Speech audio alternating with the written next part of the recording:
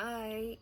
So I've decided to make this video to share why I converted, and as a Chinese Jew, how it is to go through, a whole conversion outside of Israel, and to make Aliyah, which is to move to Israel, under the laws of return. So let's get started, because I've been asked so many times I can't even count if I got a cent for each of it. The time that I got asked, I would have been rich. So here, I started getting interested in Judaism when I was a Catholic, because when my mom was sick for a while, she received a lot of visits from Christians that visited her. And the Catholics were not so pushy. Like the Protestants were a lot more like, trying to convert her, and the Catholics didn't proselytize as explicitly, and she appreciated it.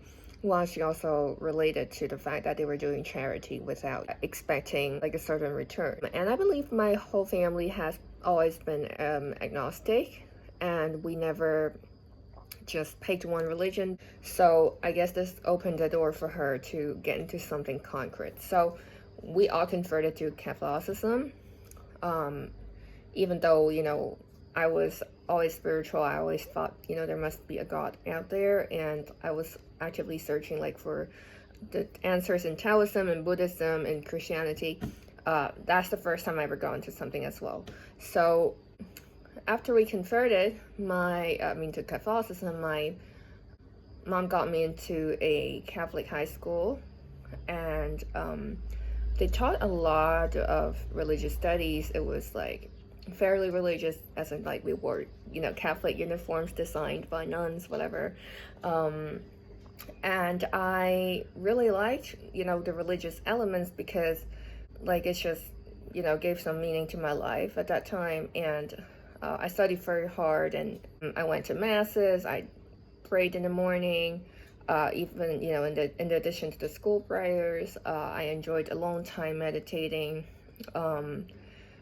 And eventually I delved more in studying the Old Testament, so-called, because I found that the religious studies teachers were not really knowledgeable or invested in the Old Testament. And I found that to be very disturbing in a way, because in the masses, they read both the Old Testament and the New Testament. They have like readings from each of it every day, every week, which I believe is a tradition they took from Judaism. To have like a weekly reading. So they took one from each, and I don't think we had enough information or homilies about the old part, which I found very strange. Like, why? So as I read more on my own, I found that a lot of good things that are in the New Testament actually came from the Old Testament. And eventually I discovered a lot of it is from the Jewish tradition. So while I was in Catholic school, we had Easter, and I organized with some friends and one of the teachers a Pesach Seder, a Passover dinner, where we ordered kosher food from the JCC in Hong Kong. And because it was a girls' school, and we had a small community of religious Catholics, I was the chazan. So because I played the piano, I learned the songs like the Dayan, and I played those songs at the Passover dinner. So I already knew bits of Hebrew here and there, and some of the Jewish traditions at that point. So after that, I went to university. I went to law school at Hong Kong U, the University of Hong Kong, which is one of the top law schools, and it was super stressful.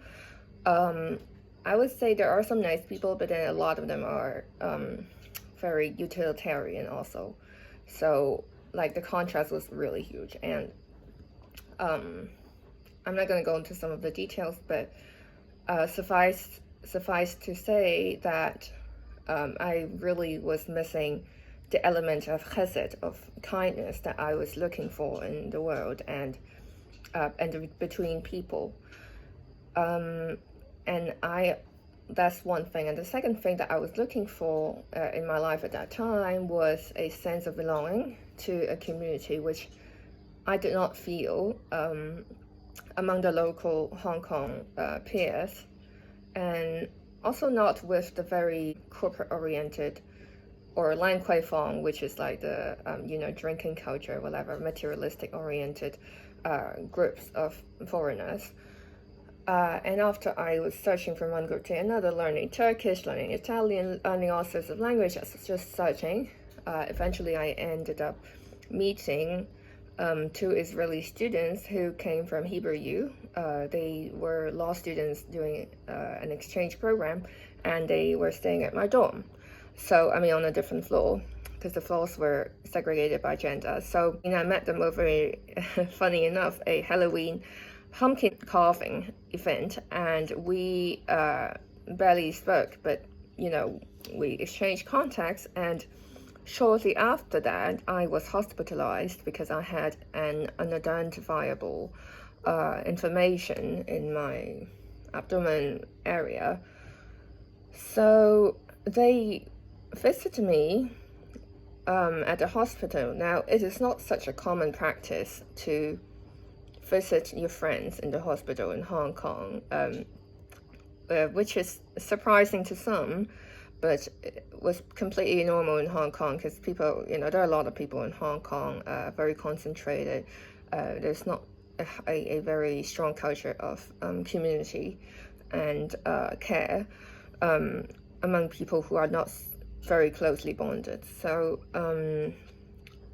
it was very surprising to me that two students from Israel, whom I've just met a week and a half ago, would come visit me in the hospital, bringing me treats like M&Ms, whatever was kosher that they found, which is funny because, by the way, there's not so much kosher food you can find in the supermarket in Hong Kong, other than vegetables and fruits and fish. So they got me M&Ms and whatever it was. I was very touched, and I maintained that contact with them after I returned to the dorms.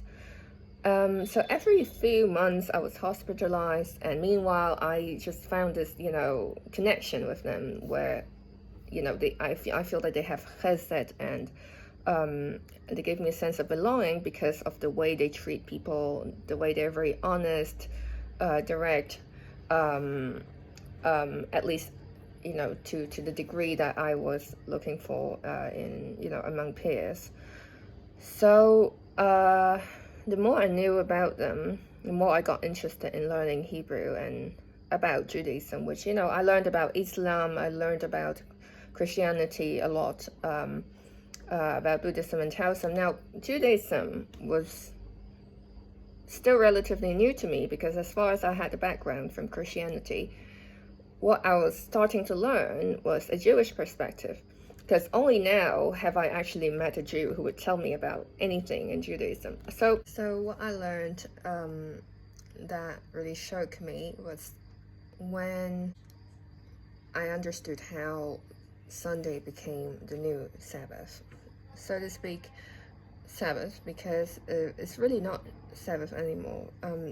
Shabbat was on the seventh day, as we know, because God rested so supposedly on the seventh day, and how did the seventh day move to the eighth day? And I couldn't believe it when I heard the story of Constantinople II. He demanded everybody in Rome to worship on Sunday, which is the day of the god of the sun. And what surprised me was the early Christians who were keeping Sabbath at that time said, okay, if that's the case, we'll just move it by one day. What's the problem? And it's the Jews who stuck with the Sabbath, which was the original seventh day. So I thought, it's just occurred to me to be very logically unserious to move something just like that for so many generations. And if it's a religion, I would have expected it to be more serious with itself on such important things, right? So that really stuck with me for a very long time. and fundamentally unrooted my faith in Catholicism. It was just the start of a series of searches, which, I found to be also very shaking. For example, many of the quotes that Jesus supposedly said are actually from the Talmud. So it's just very unauthentic. If I would believe in something that somebody said and believe that he's, the Son of God, whatever, based on, things that he found from another religion. So, as I said, I was sick every few months, and I was hospitalized every single time. I was in so much pain. But I remember being on the hospital bed, and I was learning Hebrew because it was so boring. I remember this song Modéani by Omer Adam, which one of the Israeli friends sent me. And as I was listening to it, which, by the way, at the same point of time, my grandmother passed away, I learned about this most fundamental prayer that, Jews say in the morning, Modéani. And it was just so touching because it was one of the most difficult times of my college life, being very sick and not knowing why, and my grandmother passing away, and me feeling very conflicted because my grandmother was a fervent Catholic, and one of the best things she enjoyed in her life was going to Jerusalem, and she would, show me the things she got from Jerusalem and tell me about it. And here I was just struggling with this idea of what is my Jerusalem, what is my faith. So after getting sick again and again, I started, thanks to my parents, a course of medicine prescribed by a Chinese doctor. So it's all herbs, very, very disgusting to drink, but I got well. And supposedly when I was, about to go into the hospital again, I actually didn't. And I was in Israel enjoying my graduation trip.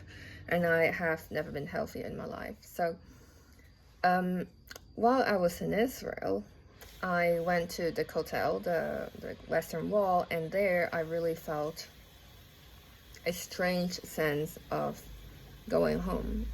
And it was the first time I ever felt like that in my life, which was strange because I was born and raised in Hong Kong, and this is the Middle East. I've never been interested in Middle Eastern politics, let alone, a very dry land where, there's not much good food, one next to the other like you have in Hong Kong. Not saying in Middle Eastern food is not good, it's just not as available, meaning in Hong Kong you have like one restaurant next to the other. It's like the heaven of enjoyment, whatever.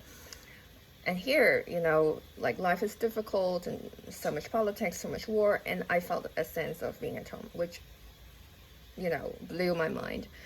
And even though I was Catholic at that time and I did take pictures of churches for my family to see for their own sake, I didn't feel like the urge to pray to the God of Christianity anymore. Meaning, as officially I was still a Christian, I would have expected myself to pray at churches, right, because the Western Wall and pray to whatever, Jesus, Mary, and I couldn't bring myself to do it, and it was the strangest thing. So that was the point, I think, that my soul really awakened itself. And as I was leaving Israel, I just felt that I have to be Jewish. Like, it's just a matter of fact for me at that point, and I just had to make it work. So I remember crying at the hotel, and I really, really hoped that I could work something out, but I had no idea how, because it's such an exclusive community. The Hong Kong Jewish community is not very public, for security or other reasons, and of course because we don't proselytize. And when I went back in Hong Kong, I realized that, just to go to the synagogue, you have to pass through security. The security would ask you all kinds of insider questions. And I think the way I actually started going anywhere was by talking to a Jew that I met at the train. So I remember meeting this Hasidic Jew. I believe he's from Kiryat Sefer or something. And he was doing business in Hong Kong. selling a digital product, and he went to this Haredi party in show in Hong Kong, which no longer exists. And I would never have expected myself to have to go to a Haredi party show, because I felt more hardcore at the time, for a concert to go to, given that they do not have any conversion program that I knew of. So anyway, that's what I had, and I spoke with him, and then I spoke with his friend, who was such a nice guy. He was a very musical Bahur, who was one of the shlichim that made the minyan at the Haredi Sephardi show. The show was called Shuva Israel. So Shuva Israel is small, but then it had a very good rabbi that made the community relatively cohesive. His name is Rabbi Hananel Sahar, and as I approached that community more, they were very tolerant, considering that I just appeared out of nowhere.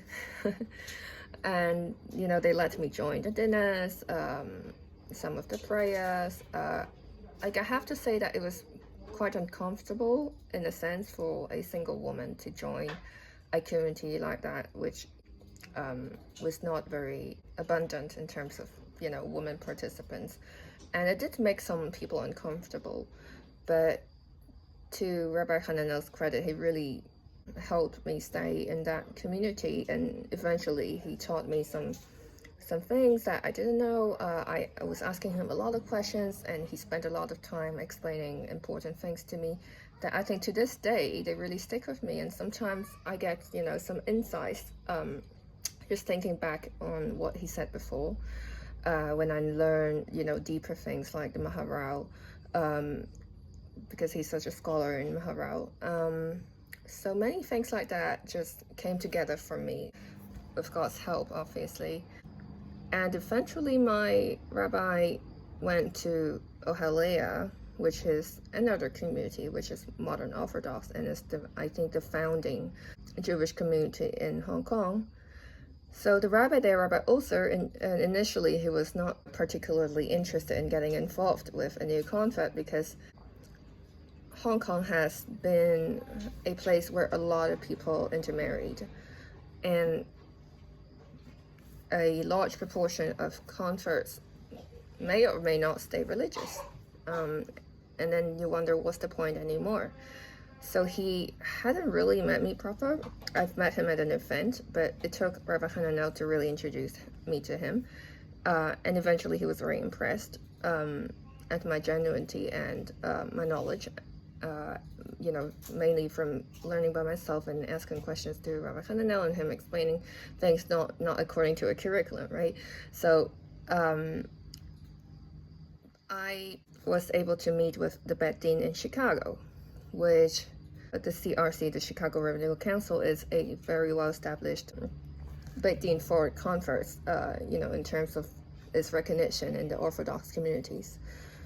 So I was very grateful for that, because it's something that I would have thought would be impossible to do, given that during that time, something that I didn't talk about before was I tried another community, which is Chabad. And it really didn't work out for me in terms of getting a conversion started, because they had certain conditions that were not really related to religion, but more to like a social political consideration that they had, and I didn't find that to be something that I need to get into. So after I started my conversion, I learned even more and more, and I have to say that it was such a taxing process. So first of all, I still live with my parents, as is the norm in Hong Kong. We live with our parents until we get married, unless we have a special job which requires irregular hours, and then we want to live apart, or if we're very rich, we might want our own space. But generally, you live with your parents, and it's very hard when you want to keep kosher and you have non-Jewish parents, right? Especially when the apartments are small in Hong Kong. So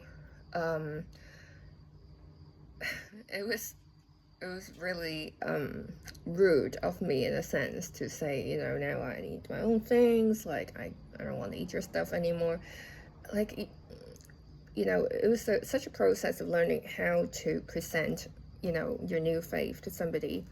And I believe it actually helped me learn a lot of skills, a lot of people skills, how to present yourself when you're different, meaning how to agree to disagree and how to ask other people to agree to disagree, especially those people who are close to you, people who expect you to be a certain way, people in positions of authority compared to you, for example, your boss who is not Jewish. And, at that time I was a trainee solicitor. I didn't have much say, right, on, my holidays or whatever, and I had to arrange my annual leave in a way that I was able to take off most of the Chagim and Shabbatot. And my boss was Catholic. I used to go to church with him. It was really not taken for granted that, he would tolerate all these weird configurations. So he did give me a relatively hard time, but not too much. It was within reasonable means, and I think it's very interesting to think back on how he handled it, because he basically asked me a lot of questions, how I would be able to work this out with him and how it would not affect the company, the law firm. And it really made me improve my way of presenting things and of knowing what I really want. Meaning, even though he gave me a hard time, like I started to know my boundaries. These are my boundaries, these are not my boundaries, and I have to make it very clear. I used to eat out with the law firm, and eventually I had to stop, and I would say, okay, I'll have some fruits, and I'll drink some tea, and that's pretty much it. You really, like, by being pushed, you really know how to work things out. Like, meaning, when presented a problem, you find a solution, which is not so obvious to me before, because I grew up in a very privileged environment where if I have a problem, somebody else will solve it for me. It's funny to say that, but I mean, it's kind of embarrassing in a sense, but I really had to learn problem solving skills that I didn't have, so much of before. And so the way I lived my life during that period of conversion was, I would wake up in the morning, I try to pray, meaning I open the siddur, and I'm like this all Hebrew, and try to read like Baruch Atah, and then Hashem, and then everything is so slow. By the time I finish the morning blessings, everybody would be finishing Amidah, and it's kind of ridiculous. So I remember just crying and feeling so beaten, because people grew up Jewish or they grew up Israeli and they know Hebrew, and you're just struggling with the words to daven. And I remember something that Rabbi Hananel said, which encouraged me so much, and to this day is still, I still recall it from time to time. He said, it's such a privilege to be able to concentrate so much on the words like converts do, because also Balei Tshuva, who didn't know Hebrew before, because they're really trying to get the words right. And I have to say he is right, because a lot of Israelis assume that certain nikud is a certain way because of the way they speak in the modern Hebrew, but in biblical Hebrew things are a little bit different, and they don't actually notice even. So unless, they're very learned, right? I'm saying, like, the average, Jew who grew up in Israel might not notice these things, and they might not ask certain questions that we ask. So because we learn it so painstakingly, we actually gain, like, a more personal acquisition of this prayer, if that makes sense to you. So we have a certain level of intention and understanding that is special to us, and it's going to stay with us for our whole lives. Sometimes we might, throw it at the back of our head because we've got used to it, and now we know we can daven without intention because we're so used to the Hebrew. But sometimes, you think about all these moments, and then you become more intentional. It's like something you can hold on to for your whole life. So I listen to podcasts in Hebrew whenever I could, such as Streetwise Hebrew by Guy Charette. He's very good at teaching modern Hebrew. I made my own notes. I learned songs. I made my own notes during lunchtime, on the bus, on the ferry, everywhere. I was just learning Hebrew all the time. And I started to speak with Israelis in the shul to, get oral practice. And I remember just feeling so depressed because I couldn't understand what they said. And then eventually, I think towards the end of my conversion, I was able to have a very simple conversation in Hebrew. Like introducing myself, telling about like my day, asking people about their days, that kind of thing, and what they're doing here, what they want to do. It's just like like a level 1 conversation, and that was fine. So I also learned Torah anytime I could, for example, before work, during lunch, and after work. So whenever I was not learning Hebrew, I was learning Torah, and vice versa. And that, I guess, like, was lucky of me because my job was relatively average, as in it's like not super demanding like some other corporate jobs. Like, I mean, it was the corporate lawyer job, but then not, like M&A, that kind of thing, if you know what I'm talking about. So towards the end of my conversion, I was very kindly accepted by my community, and they were very caring in the sense that I was able to stay by some of them during Shabbat, especially my rabbi and Rabbi Rebbitzin, the Oser family, and their kids are very nice to me as well. And I think it's something that every convert really needs, a place where you can call home away from home. And I don't think a lot of people understand that. Like, as in they see you and they're like, okay, good on you, but they might not go out their way to actually give you their own space, right? Which is human nature. But yeah, people just don't.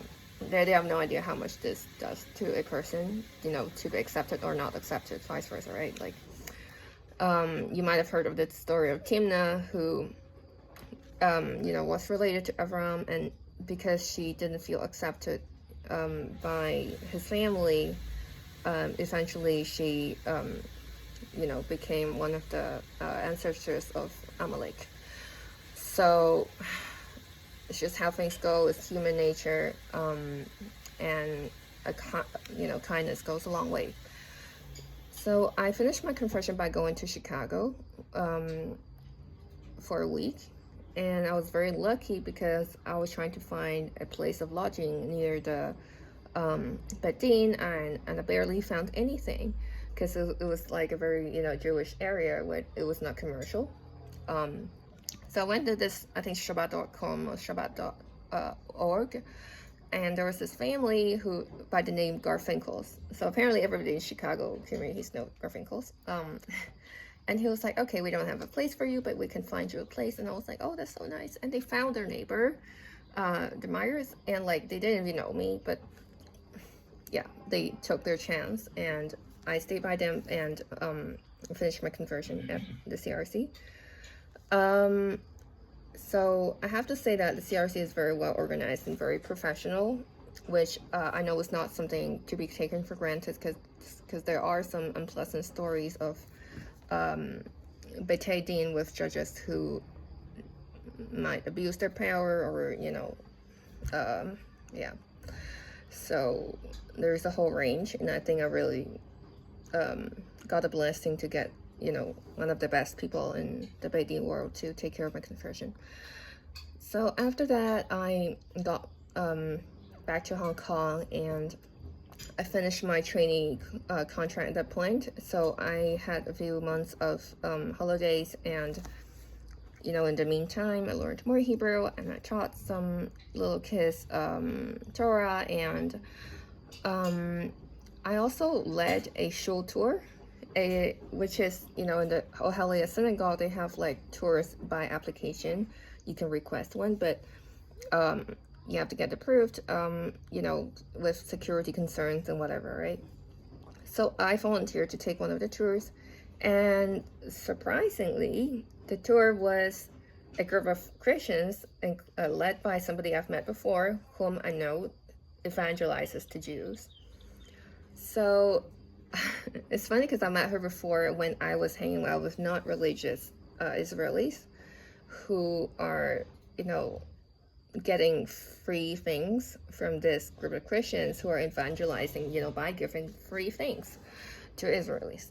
So their mission is to convert Jews to Christianity. And so, the fact that she met me at the show, and at that point I was Jewish and I was religious, she was shocked.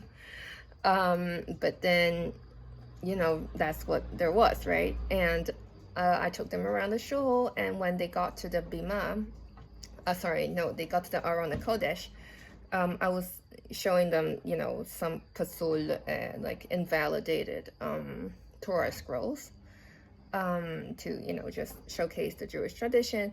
And they started this whole speech, like basically Lashon Hara about Jews, saying that we learn mostly in the shul by just reading from these scrolls, meaning we're like such old style people who are outdated, and we don't actively learn outside of the shul. We're still stuck with this, tradition that we're not innovating, whatever.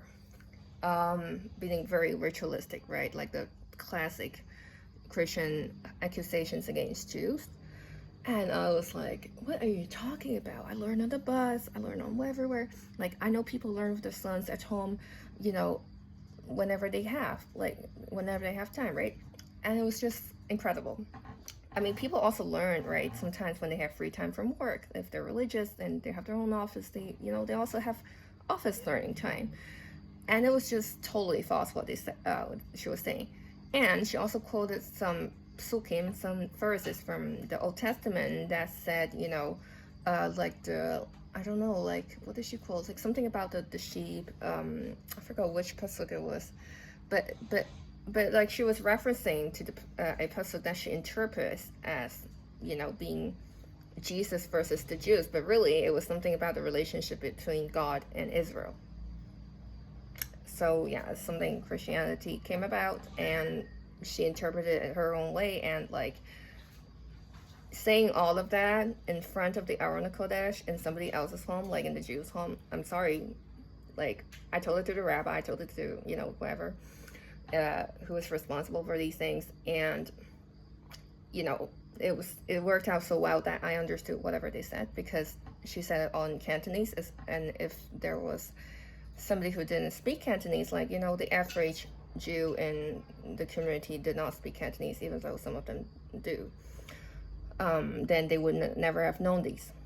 They would not know, what they were saying in the synagogue. So really, to clarify, the shul is not the center of Jewish life. The shul is, an important part of Jewish life, but the Jewish home is the center of Jewish life. And of course, the base of Mikdash, when we have it, right? So, okay, after this tour, I was supposed to go to the High Court of Hong Kong to request for an exception, because all of the qualification ceremonies of Hong Kong solicitors are held on Shabbat. And I was going to ask for an exception for it to be held, I don't know, on Friday or something else. So I went to the High Court clerk office and be like, I'm sorry, I have a very strange request. I know it's not regular, but. And she was like, are you the person who led the show tour? And I was like, huh? Who are you? And she was like, I was in the tour. And it was incredible. It worked out so well, Baruch Hashem. You can't make up these things.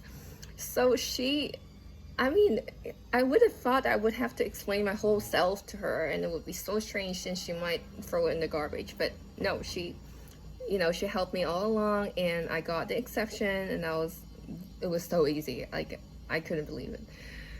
And I got, my qualification ceremony on, on a non Saturday. So I think like 3 days after I got my certificate, of being a lawyer, I left Hong Kong and went to Israel. So I was in the Midrashah, which was very kindly sponsored by somebody anonymous, and I'll be always grateful for that. And it was one of the best times of my life to study in a Midrashah where it was very centrist, meaning like, even though it was like an Orthodox establishment, there's like all colors of Orthodox in there. There's Chassidus, there's like Datilumi, there's like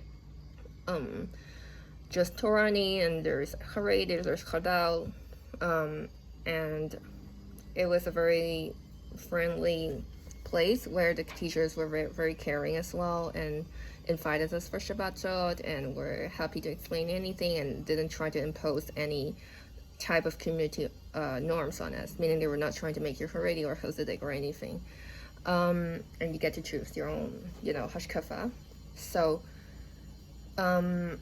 after that, I decided to officially make Aliyah, and I joined Ulpan Etzion in Jerusalem, where I learned, I started at level Gimel of Hebrew, and then I went to level Dalet when I graduated. And during all this time, I was also learning French, because I was hoping to meet like some French guy and get married with a French guy, because I liked the French culture a lot more than the American culture. And a lot of people being set up with me were Americans. So I was trying to diversify my market, but it ended up that I met my husband, who is born and raised in Israel, and he speaks Hebrew. And Baruch Hashem, towards the end of my Ulpan, I was able to have a conversation in Hebrew, even though there was a lot of misunderstanding. So I have to say that we got married based on some misunderstandings, but it was all good, because we've worked it out over the years, even though it was a difficult process. And I think everything's meant to be, and God puts you in a certain place, with certain people at a certain time, for his own reasons, and it's all for our own good. So, during this process, we had cultural clashes. He's Moroccan and I'm Chinese, and we've learned so much interpersonal skills and Torah relationship skills in the meantime. So that's pretty much the process of beginning of conversation. I mean, pre-conversion to immediately after my conversion. And I guess it was a long story. And next time you ask somebody, why did you convert? Remember, it's going to be a half an hour conversation if somebody's really answering you seriously. And yeah, you don't ask it to somebody you've just met 1 minute ago. You can ask it to somebody if you're, that you have a proper friendship with. And you can ask a question because you want to know the person better, not because somebody wants a story to satisfy his curiosity. So these are two very different intentions when you ask a question. I hope you enjoyed the story, and I hope it was inspirational to some people, or maybe not, but I hope it provoked some thoughts, maybe during the thought process I had when I was deciding to convert, or when I was making an effort to study pretty much day and night, for the sake of making up for so many years of not being Jewish, making up for the Jewish knowledge, obviously, because I'm very grateful to be educated in a lot of other things other than Torah. And now that I have this whole package, I am, I guess Jew 2.0, so to speak, because I believe Baalei Tshuva and Gerim are uniquely equipped with a combination where they can combine Torah into the materialistic world, which is exactly what Jews are supposed to do. So, Betzlacha, and great day.